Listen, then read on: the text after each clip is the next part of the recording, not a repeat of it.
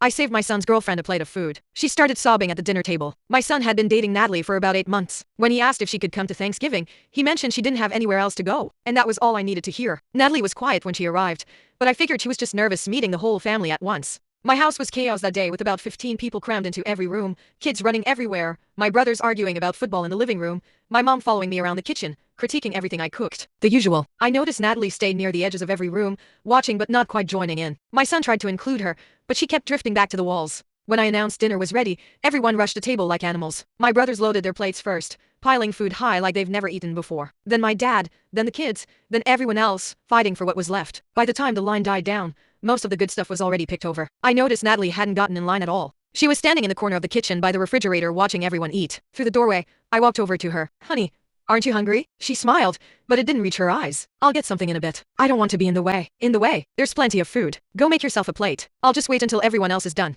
"It's fine." "Really?" Something about the way she said it made my chest tight. Like she'd said those exact words 1,000 times before. I went to the oven where I've been keeping a plate warm under foil. I'd made it earlier without really thinking about why. All the best stuff before anyone touched it. Turkey breast, mashed potatoes with extra gravy, green bean casserole, 2 fresh rolls, a big scoop of my mom's sweet potato pie. I walked back over and handed it to her. "Here.